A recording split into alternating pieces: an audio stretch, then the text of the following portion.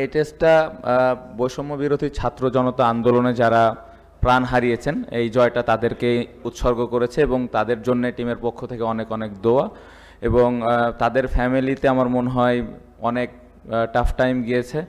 আশা করছি যে এই জয়টা দিয়ে তাদের মুখে একটু হলেও হাসি আসবে।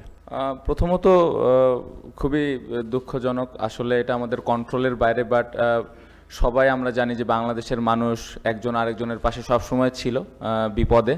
সো আমি দেখছি যে সবাই চেষ্টা করছে ওখানে যারা বিপদে আছে তাদেরকে হেল্প করার, এবং আমাদের টিমের পক্ষ থেকে ইন্ডিভিজুয়ালি টিমের প্রত্যেকটা প্লেয়ারই যার যার জায়গা থেকে সর্বোচ্চ চেষ্টা করছে যে কিভাবে তাদেরকে ওইখান থেকে হেল্প করা যায় তাদের, এবং অ্যাজ এ টিম হিসেবেও আমরা চেষ্টা করছি যে কিভাবে ওইখানে আরেকটু কন্ট্রিবিউট করা যায়। বাট ইন্ডিভিজুয়ালি প্রত্যেকটা প্লেয়ার কিন্তু ইনভলভ আছে, খোঁজখবর রাখছে এবং যতটুকু সম্ভব হেল্প করা যায় হেল্প করছে। এই টেস্ট উইনটা আপনি কাকে ডেডিকেট করবেন?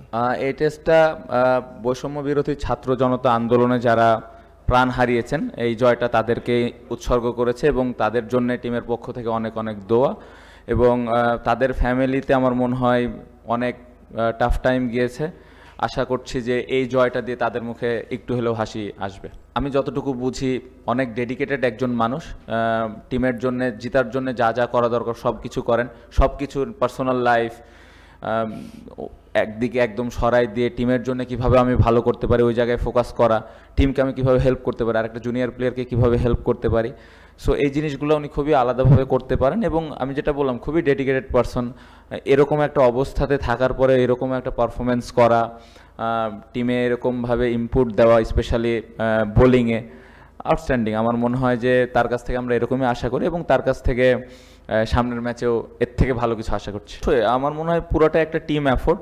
অবশ্যই মুশফিক ভাইয়ের ইনিংসটা আউটস্ট্যান্ডিং ছিল, অবশ্যই একটা স্পেশাল ইনিংস যেটা আমাদের টিমটাকে একটু আগায় নিতে সাহায্য করেছে। বাট ওভারঅল যদি আপনি পুরো ম্যাচটা দেখেন, ব্যাটিং, বোলিং, ইভেন আমাদের ফিল্ডিংটা যদি দেখেন, পুরো একটা টিম এফোর্ট ছিল। এবং আমি অ্যাজ এ ক্যাপ্টেন হিসেবে যেটা সবসময় চিন্তা করি যে টিম হিসেবে যেন আমরা প্রত্যেকটা ম্যাচ ভালো খেলি, কখনো রেজাল্ট হবে কখনো হবে না, বাট আমরা যেন টিম হিসেবে খেলি। যে জিনিসটা আমার মনে হয় এই ম্যাচে একদমই আমরা প্রত্যেকটা বক্স, ম্যাক্সিমাম বক্স আমরা টিক দিয়েছি। সো খুবই ভালো লাগছে।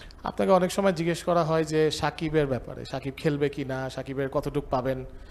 মানে আমরা সেদিন দুটো নিউজ দেখলাম, সবাই জানে কি হয়েছে, আমি মেনশন করলাম না। তবে মানে সাকিবকে কি দিয়ে, মানে ও কিভাবে টার্ন অ্যারাউন্ড করে? আজকের বোলিং যদি আপনি বলেন, গতকাল রাতেও আমরা দেখেছি যে একটা নিউজ ছিল, বা কালকে সারাদিন, তো ওর ভিতরে কি এমন দেখেন যে মানে ও কিভাবে টার্ন অ্যারাউন্ড করে প্রতিবার? না, যখন দেশের হয়ে মাঠে নামেন